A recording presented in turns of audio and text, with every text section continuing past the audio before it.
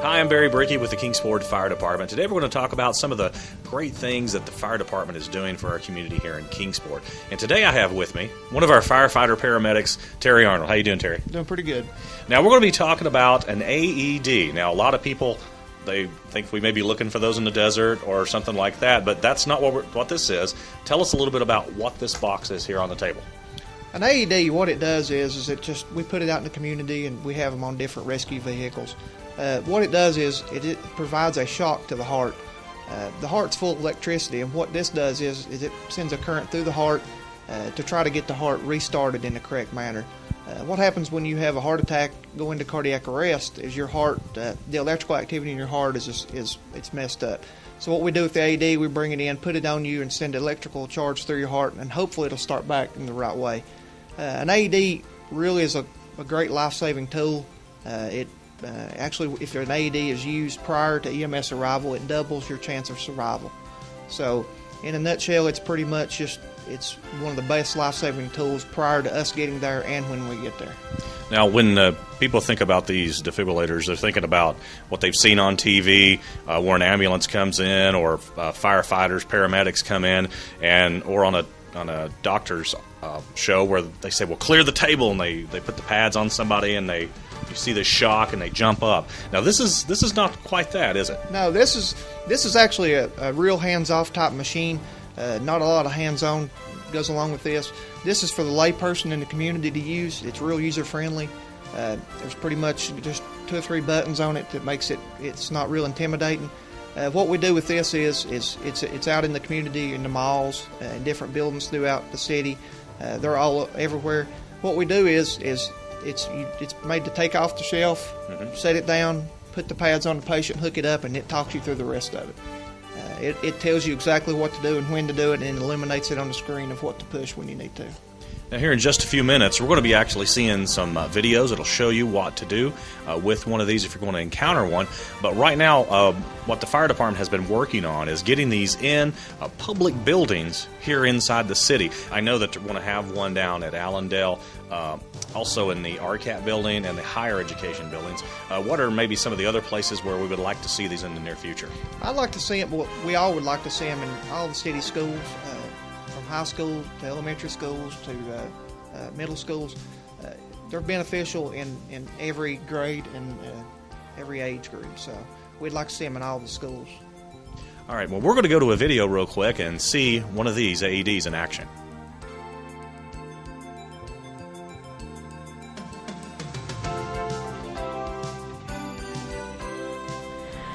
Okay, the next thing that we're going to talk about today is an AED. An AED, like I said before, is an automated external defibrillator. What it is it's a machine that's going to shock the patient's heart back into a normal rhythm, hopefully. The machine is fully automated, so you're not going to make a mistake. The main thing you have to remember about using the AED is unzip it and turn it on. And the AED has voice prompts that's going to tell you everything you need to do. The AED also comes with 2 bags of patches. One is for an adult and one is for a child. A child is considered ages 1 to 8. A child under the age of 1, we don't recommend for or against the use of an AED. Don't use an AED on a child less than 1. 1 to 8, you can use an AED on. And the way you tell the difference between the patches is, one, pictures on the patches look different. This looks like a child. This one looks like an adult. The adapters, the child one will have something on it that looks like a bear, might be a heart, might be a ball. It's going to look different. The adult one is just going to be a plug-in. It's another difference. And the last difference is the child has this adapter on it, and that decreases the energy level that the AED is going to give. If it's an adult who's collapsed and you go to use the AED and you only have child patches, you cannot use the AED. You can use adult patches on the child, but not child patches on the adult. So to use the AED, I'm going to turn it on.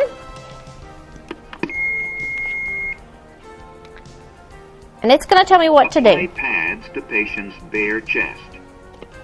So it tells me to apply pads. So I take my pads out. They also have pictures on it, so I know where to put it. So I take and I put it on my person just like I would, according to the patches. Then the AED tells me to plug in connector. So I take the connector. There's a little light, tells you where to put it, and it only goes in one way. So you push it in. Analyzing heart rhythm. Do not touch the patient. And it tells me do not touch the patient, so I need to make sure if there's anybody around not to touch my patient. Shock advised. Charging. Stay clear of patient. It tells me it needs to shock, so I need to tell everybody again, nobody touch my Press patient. the orange button now. So it tells me now it's charged, and I can shock them, but before I shock, make sure again, nobody's touching the patient. Now. Press the orange button now. Because if I push the button and somebody's touching the patient, they can get shocked too. So make sure nobody's touching. I hit the button. Shock delivered. Pause.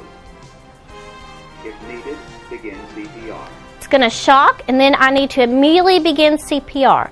I'm going to start CPR with compression. So I'd put the heel of my hand, middle of their chest, hand on the top, and I'm going to do CPR. Can anybody remember how many compressions? I'm going to do 30. 16, 17, 18, 19, 20, 21, 22, 23, 24, 25, 26, 27, 28, 29, 30. And then I have to do 2 breaths. I'm going to do head tilt, chin lift, pinch their nose.